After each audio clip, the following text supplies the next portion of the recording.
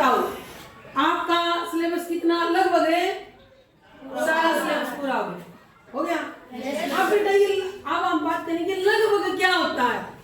वो जगह हम प्रयोग करते हैं इस शब्द का लगभग। ये लगभग क्या होता है?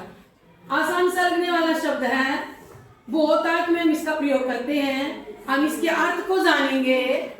किसके अर्थ को? लगभग अर्थ को। तो बेटा हिंदी में दो क्रियाएं हैं, लगना और भागना।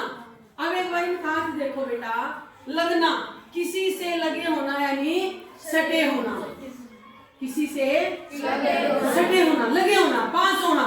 जैसे मैं कहूं कि हमारा घर मंदिर से लगा हुआ है, यानी मंदिर से सटा हुआ, मंदिर के पास। मैं कहूं कि ये हमारा जो मेज है ये बेंच के लगी हुई है, यानी सटी हुई है। तो लगने का आप समझ गए बेटा, सटे होना या लगे होना। अब आती है हमारी भागना क्रिया। इसका क्या हुआ? कहीं से दूर होना। जैसे आप यहाँ से भाग करके घर चले गए तो विद्यालय से क्या हो गया? आप दूर चले गए बेटा, विद्यालय से दूर चले गए, आप घर पहुंच गए। तो भागना। अब लगना और भागना से बने हमारा लग और भग। क्या सब बना? लगभग सब बना। तो लगभग का अर्थ क्या होगा बेटा?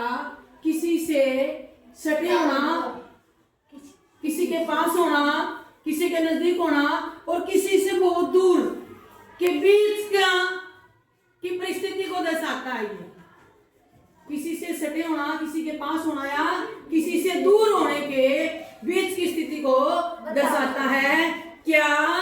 लगभग। जैसे मैं एक उदाहरण बताऊंगी आपको। क्या कि नेताजी की सभा में लगभग 1000 व्यक्ति पहुंचे। लगभग 1000 क्या मतलब हुआ? कि 1000 के आसपास, 1000 से ना ज्यादा कम और ना ज्यादा ऊपर। समझ आई बेटा? जैसे एक बच्चे ने कहा कि 100 में से मुझे लगता है कि अब की बार मेरे लगभग 90 नंबर आएंगे। लगभग 90 मतलब यानी